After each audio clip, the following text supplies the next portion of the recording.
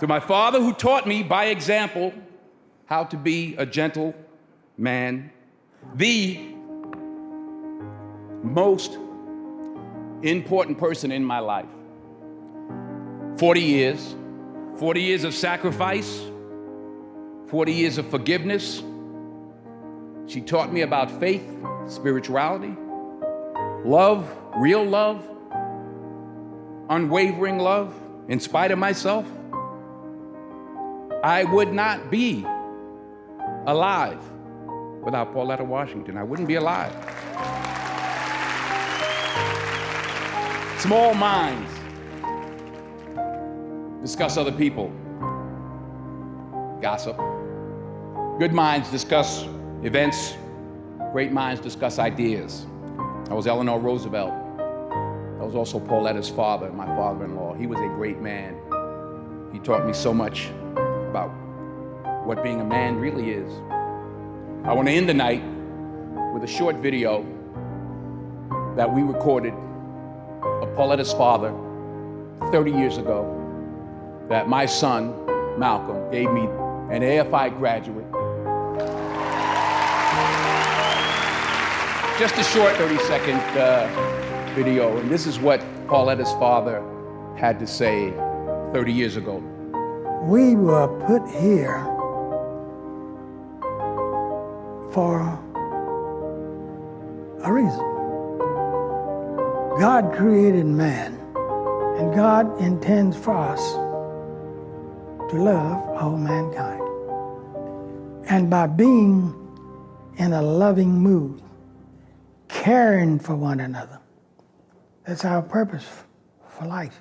We should care for one another, and we should love one another.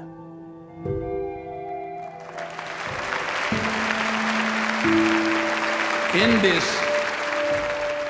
Twitter tweet, meme, mean world that we've created for our children, the least we can do is consider what we've done and think about the young people, the future, and individually, collectively do the best we can to try and turn this thing around.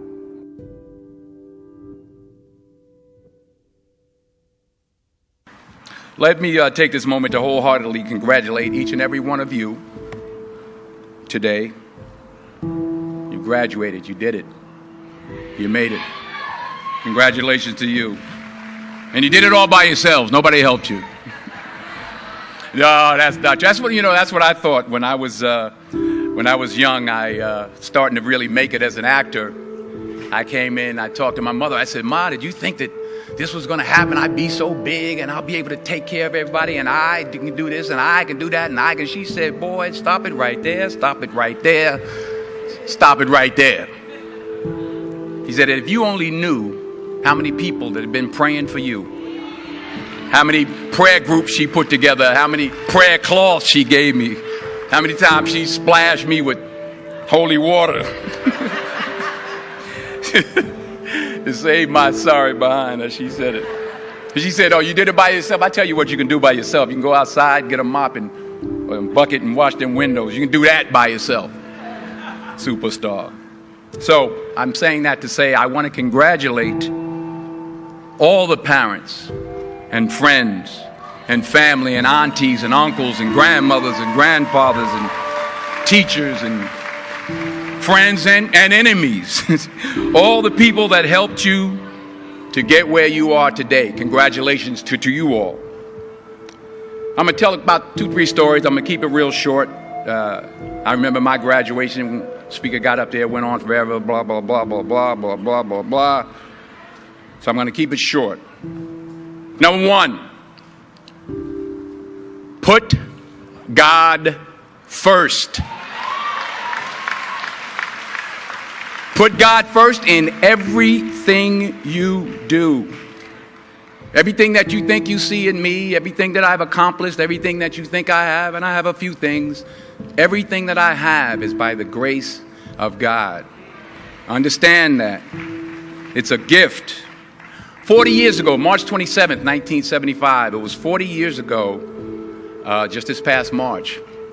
I was flunking out of college. I had a 1.7 grade point average.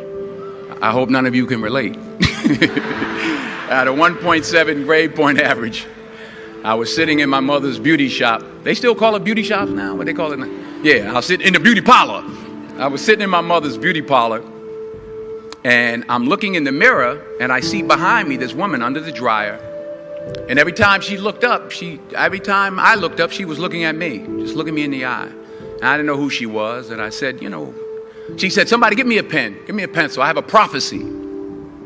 March 27, 1975, she said, boy, you are going to travel the world and speak to millions of people. Now, mind you, I was flunked out of college. I'm thinking about joining the army. I didn't know what I was going to do, and she's telling me I'm going to travel the world and speak to millions of people. Well, I have traveled the world, and I have spoke to millions of people. But that's not the most important thing, the success that I had. The most important thing is that what she taught me and what she told me that day has stayed with me since. I've been protected. I've been directed. I've been corrected. I've kept God in my life, and it's kept me humble. I didn't always stick with him, but he always stuck with me. So stick with him in everything you do. If you think you want to do what you think I've done, then do what I've done and stick with God. Number 2, fail big. That's right. Fail big. Today is the beginning of the rest of your life, and it can be very frightening. It's a new world out there. It's a mean world out there, and you only live once. So do what you feel passionate about. Take chances professionally. Don't be afraid to fail. There's an old IQ test, was 9 dots, and you had to draw 5 lines with a pencil within these 9 dots without lifting the pencil. The only way to do it was to go outside the box. So don't be afraid to go outside the box. Don't be afraid to think outside the box. Don't be afraid to fail big, to dream big. But remember, dreams without goals are just dreams, and they ultimately fuel disappointment.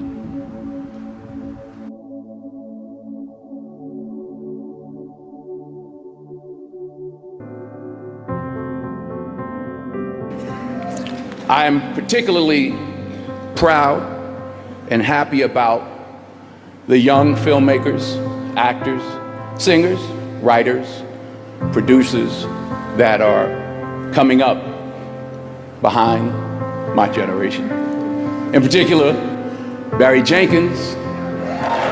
Young people understand this young man made 10, 15, 20 short films before he got the opportunity to make Moonlight. So never give up. Without commitment, you'll never start. But more importantly, without consistency, you'll never finish. It's not easy. If it was easy, there'd be no Kerry Washington. If it was easy, there'd be no Taraji Henson, P. Henson.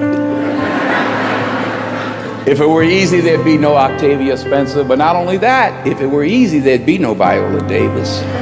If it were easy, there'd be no Michael T. Williamson, no Stephen McKinley Henderson, no Russell Hornsby. If it were easy, there'd be no Denzel Washington. So keep working, keep striving, never give up, fall down 7 times, get up 8.